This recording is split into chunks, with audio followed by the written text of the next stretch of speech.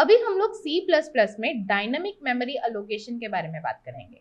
अब ये dynamic memory allocation क्या है, इसमें कौन से फंक्शंस का हम लोग इस्तेमाल करेंगे, ये सारी चीजें हम लोग एक एक करके डिस्कस करेंगे। हम लोगों ने यहाँ पर काफी सारे कॉन्सेप्ट्स को पढ़ा है, जैसे कि स्ट्रक्चर पढ़ा, हम लोगों ने यूनियन पढ़ा है, पॉइंटर्स पढ़े हैं, एरे पढ़ा है, राइट। अगर हम लोग कंसिडर कर ले एरे को, तो यहाँ पर अगर मैं एक स्टैटिक एरे बनाती हूँ जिसकी मैं साइज रख देती हूँ 30, तो यहाँ पर क्या होगा, मैं इस एरे में 30 एलिमेंट्स को स्टोर कर सकती हूँ, राइट। बट व्हाट इफ कि मैं यहाँ पर इस एरे में 20 एलिमेंट्स को स्टोर कर रही हूँ, तो बाकी के जो 10 एलिमेंट्स की मेमोरी स्पेस है वो तो वेस्ट हो रही है, राइट। या फिर मैं आप लोगों को कहूँ कि मुझे एरे में 40 एलिमेंट्स को स्टोर करना है, बट एरे की साइज तो 30 है, राइट। तो यहाँ पर तो मैं 40 एलिमेंट्स को स्टोर नहीं कर पाऊंगी।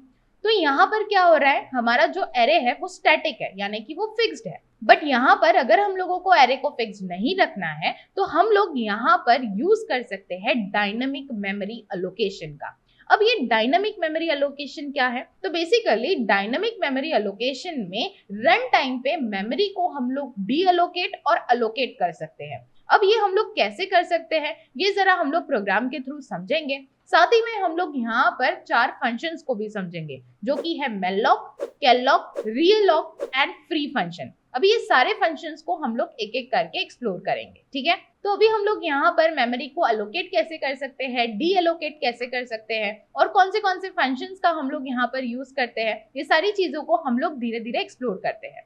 तो चलिए हम लोग स्टार्ट करते हैं। जैसा कि आप लोग स्क्रीन पर देख सकते हैं, मैंने यहाँ पर 4 फंक्शंस लिखे हुए, right. Malloc, calloc, realloc and free. अभी ये फंक्शंस क्या है, इसको जरा हम लोग समझ लेते हैं। सबसे पहले हम लोग यहाँ पर मेलॉक फंक्शन को समझते हैं। अब ये जो मेलॉक फंक्शन है ये क्या करता है, ये फंक्शन मेमोरी को एलोकेट करने के लिए यूज किया जाता है। इस फंक्शन के थ्रू हम लोग क्या कर सकते हैं, मेमोरी को एलोकेट कर सकते हैं। और ये फंक्शन एक पॉइंटर को रिटर्न करता है जो एलोकेटेड मेमोरी का एड्रेस होता है, ठीक है। अब फिर उसके बाद हम लोग बात करते हैं कैलॉक फंक्शन की। अब ये जो कैलॉक फंक्शन है ये काफी सिमिलर है मेलॉक फंक्शन के।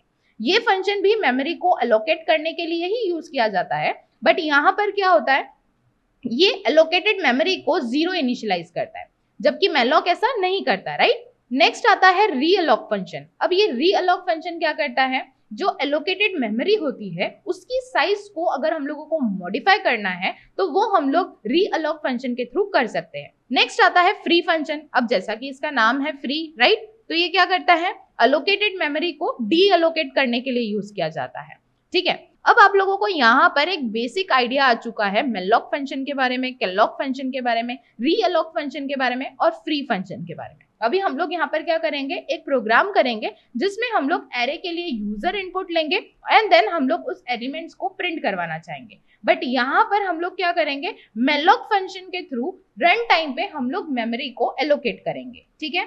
तो यहाँ पर मैं सबसे पहले क्या करूंगी, यूजर से हम लोग एरे के लिए साइज लेंगे। तो मैं यहाँ पर एक n नाम का वेरिएबल बना देती हूँ। इसके बाद हम लोग यहाँ पर क्या करेंगे, std लिखेंगे और cout की मदद से हम लोग एक मैसेज प्रिंट करवाएंगे, enter the size of array,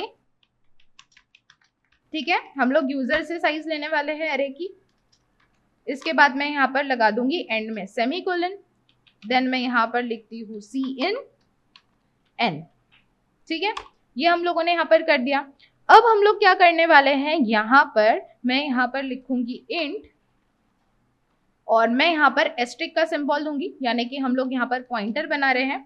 then मैं यहाँ पर arr इस वेरिएबल को लिखूंगी। इसके बाद मैं यहाँ पर लिखती हूँ इंट, देन हम लोग यहाँ पर लगा देंगे एस्ट्रिक का सिंबल, यानी कि हम लोग यहाँ पर टाइप कास्ट कर रहे हैं। इसको हम लोग जरा समझ लेंगे, पहले हम लोग यहाँ पर सारी चीजें लिख लेते हैं। इसके बाद मैं यहाँ पर क्या करती हूँ, मेलॉक फंक्शन का यूज करती हूँ। अब जैसा कि आप लोगों को पता है कि मेलॉक फंक्शन क्या करता है, मेलॉक फंक्शन मेमोरी को एलोकेट करने के लिए यूज किया जाता है और ये एक पॉइंटर को रिटर्न करता है जो कि एक एलोकेटेड मेमोरी का क्या होता है, एड्रेस होता है, राइट। तो अब हम लोग यहाँ पर क्या करेंगे, मैं यहाँ पर लिख देती हूँ n into size of int, ठीक है। यहाँ पर मैं लिख देती हूँ इंट। अब मैं यहाँ पर लगा देती हूँ सेमीकोलन, ठीक है। हम लोगों ने यहाँ पर क्या किया, हम लोगों ने यहाँ पर मेलॉक फंक्शन को कॉल किया जो हीप मेमोरी में क्या कर रहा है, इतने साइज के ब्लॉक की मेमोरी को एलोकेट कर रहा है, ठीक है। इसके बाद आप लोग यहाँ पर देख सकते हैं हम लोगों ने यहाँ पर टाइप कास्ट किया है। तो टाइपकास्ट करने से क्या हो रहा है, टाइपकास्ट करने से malloc फंक्शन के जरिए जो पॉइंटर रिटर्न किया गया है उसको इंटीजर वेरिएबल का पॉइंटर हम लोग बना रहे हैं, ठीक है। अब हम लोग यहाँ पर नीचे आ जाते हैं और यहाँ पर मैं क्या करती हूँ, हम लोग एरे के एलिमेंट्स के लिए यूजर इनपुट ले लेते हैं। तो मैं यहाँ पर std_cout की मदद से एक मैसेज को प्रिंट करवाती हूँ, एंटर द एलिमेंट्स, ठीक है। ये मैंने यहाँ पर कर दिया। इसके बाद मैं यहाँ पर लगाती हूँ सेमीकोलन, फिर हम लोग यहाँ पर लगाएंगे for int i equal to 0 semicolon i less than n, जो कि है हमारे एरे की साइज, ठीक है, फिर i प्लस प्लस। अब हम लोग यहाँ पर नीचे आएंगे और यहाँ पर हम लोग क्या करेंगे, एरे के लिए यूजर इनपुट ले लेंगे। तो मैं यहाँ पर लिख देती हूँ एरे ऑफ i। हम लोगों ने यहाँ पर फॉर लूप का इस्तेमाल किया है एंड इस्तेमाल करने के बाद हम लोगों ने यहाँ पर क्या किया, एरे के लिए यूजर इनपुट ले लिया। हम लोगों ने यहाँ पर क्या किया, एरे के एलिमेंट्स के लिए यूजर इनपुट ले लिया, राइट।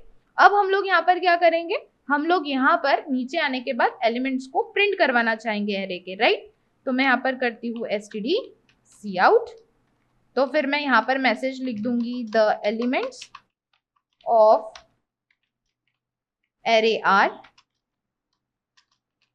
एंड देन मैं यहाँ पर लगा दूंगी सेमीकोलन। अब मैं यहाँ पर क्या करती हूँ, फॉर लूप का इस्तेमाल करती हूँ और इसके जरिए हम लोग क्या करते हैं, हम लोग यहाँ पर एरे के एलिमेंट्स को प्रिंट करवाना चाहते हैं, ठीक है। तो मैं यहाँ पर i लेस देन n कर दूंगी, सेमीकोलन i प्लस प्लस। इसके बाद जस्ट हम लोग नीचे आते हैं और यहाँ पर मैं कर देती हूँ cout, देन मैं क्या करती हूँ, एरे के एलिमेंट्स को प्रिंट करवा देती हूँ। तो मैं यहाँ पर लिख देती हूँ एरे ऑफ i और फिर हम लोग यहाँ पर क्या करेंगे, थोड़ी सी स्पेस ऐड कर देंगे, ठीक है। अब ये सारी चीजें हम लोगों ने कर दी है, राइट। इसके बाद हम लोग यहाँ पर नीचे आते हैं और मैं यहाँ पर एंड ऑफ लाइन कर देती हूँ, ठीक है। ये हम लोगों ने यहाँ पर कर दिया। अब हम लोग नीचे आएंगे और मैं यहाँ पर फ्री फंक्शन का यूज करूंगी। बेसिकली फ्री फंक्शन की मदद से क्या हो रहा है, जो मेमोरी हम लोग अलोकेट कर रहे हैं वो हम लोग क्या कर देंगे, डी अलोकेट कर देंगे। तो हमारे वेरिएबल का नाम ARR था, तो हम लोग यहाँ पर क्या कर देंगे, ARR लिख देंगे एंड देन मैं यहाँ पर एंड में सेमीकोलन लगा दूंगी। अभी जो मेरा कोड है वो पूरा कंप्लीट हो चुका है। हम लोगों ने यहाँ पर क्या किया, सबसे पहले एरे की साइज के लिए यूजर इनपुट लिया, देन हम लोगों ने यहाँ पर एक पॉइंटर बनाया, एक वेरिएबल बनाया ARR, देन हम लोगों ने यहाँ पर टाइपकास्ट किया एंड malloc फंक्शन को कॉल किया। अब ये जो malloc फंक्शन है ये क्या कर रहा है, अलोकेटेड ब्लॉक की फर्स्ट बाइट का एड्रेस रिटर्न कर रहा है, राइट।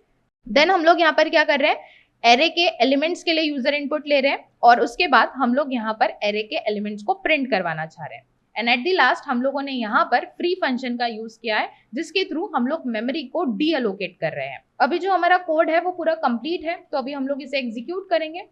एग्जीक्यूट करने के लिए हम लोग टर्मिनल को ओपन कर लेते हैं और यहाँ पर मैं अपनी फाइल का नाम लिख देती हूँ। इसके बाद हम लोग exe फाइल का नाम लिखेंगे। तो आप लोग देख सकते हैं हमें यहाँ पर मैसेज आ रहा है, enter the size of array.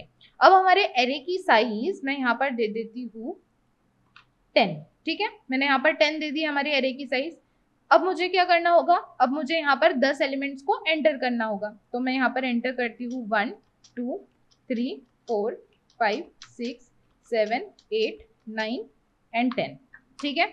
तो आप लोग देख सकते हैं जो हमारे एलिमेंट्स है एरे के वो यहाँ पर प्रिंट हो चुके हैं। हम लोगों ने यहाँ पर पहले से एरे की साइज दी थी क्या, नहीं, हम लोगों ने यहाँ पर यूजर से साइज ली है और रन टाइम पे हम लोगों ने मेमोरी को यहाँ पर एलोकेट किया है, राइट। और यहाँ पर हम लोगों ने इस्तेमाल किया था malloc फंक्शन का। अभी आप लोगों को पता है ये malloc फंक्शन क्या कर रहा है, राइट। अब हम लोग क्या करते हैं, अब हम लोग यहाँ पर calloc फंक्शन का यूज करते हैं।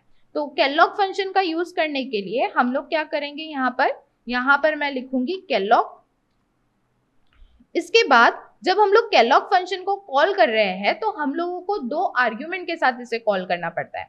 एक तो n होगा, अब n क्या है, number of elements to allocate, ठीक है, और दूसरा क्या है, साइज ऑफ ईच एलिमेंट, ठीक है। तो हम लोग यहाँ पर क्या करेंगे, calloc फंक्शन को 2 आर्ग्यूमेंट के साथ कॉल करेंगे। अब बाकी का जो प्रोग्राम है हमारा वो एज इट इज रहेगा और जो हमारा calloc फंक्शन है वो काफी सिमिलर है malloc फंक्शन के, बट यहाँ पर क्या होता है, ये अलोकेटेड मेमोरी को 0 इनिशियलाइज करता है, ठीक है। तो अभी जो हमारा प्रोग्राम है वो बाकी वैसा ही रहेगा, जस्ट हम लोगों ने यहाँ पर चेंजेस किए, राइट। अब हम लोग इसे रन करके देखेंगे। रन करने के लिए मैं यहाँ पर टर्मिनल को ओपन कर देती हूँ और यहाँ पर मैं क्लियर स्क्रीन कर दूंगी एंड देन हम लोग यहाँ पर अपनी फाइल का नाम लिख देते हैं। तो आप लोग देख सकते हैं enter the size of array, तो यहाँ पर मैं एंटर करती हूँ 5, देन मैं यहाँ पर 5 एलिमेंट्स को एंटर कर दूंगी 1 2 3 4 एंड 5। तो आप लोग देख सकते हैं यहाँ पर हमारे जो एरे के एलिमेंट्स हैं वो प्रिंट हो चुके हैं, राइट। यानी कि हम लोगों ने क्या किया, रन टाइम पे मेमोरी को अलोकेट किया और यहाँ पर बेसिकली हम लोगों ने कैलॉग फंक्शन का इस्तेमाल किया। जब भी हम लोग कैलॉग फंक्शन का इस्तेमाल करते हैं हम लोग मेमोरी को अलोकेट करने के लिए इस्तेमाल करते हैं, बट यहाँ पर क्या होता है, अलोकेटेड मेमोरी को 0 इनिशियलाइज करता है ये कैलॉग फंक्शन, ठीक है। अब आप लोगों को पता है कि मेलॉग फंक्शन क्या है, कैलॉग फंक्शन क्या है, फ्री फंक्शन क्या है और इसका हम लोग यूज कैसे कर सकते हैं, राइट। वैसे ही हम लोग यहाँ पर बात कर लेते हैं रीअलॉग फंक्शन के बारे में। बेसिकली रीअलॉग फंक्शन की जब हम लोग बात करते हैं तो जब हम लोग मेमोरी को अलोकेट कर देते हैं और हम लोग चाहते हैं कि अभी हम लोग मेमोरी की साइज को मॉडिफाई करें, तब हम लोग यहाँ पर रीअलॉग फंक्शन का यूज करेंगे, ठीक है। आई होप आप लोगों को यहाँ पर मेलॉग फंक्शन क्या होता है, कैलॉग फंक्शन क्या होता है, रीअलॉग फंक्शन क्या होता है एंड फ्री फंक्शन क्या होता है, इससे रिलेटेड काफी ब्रॉड आइडिया आ गया होगा। एंड साथ ही में हम लोगों ने यहाँ पर डायनामिक मेमोरी एलोकेशन को एक्सप्लोर किया है। तो आई होप आप लोगों को यहाँ पर डायनामिक मेमोरी एलोकेशन क्या होता है और ये जो भी फंक्शंस हम लोगों ने पढ़े हैं इनका इस्तेमाल हम लोग कैसे करते हैं, ये सारी चीजें आप लोगों को क्लियर हो चुकी होगी। तो आप लोग क्या करें, इससे रिलेटेड प्रोग्राम्स को सॉल्व करें और इस कॉन्सेप्ट से फैमिलियर हो जाए।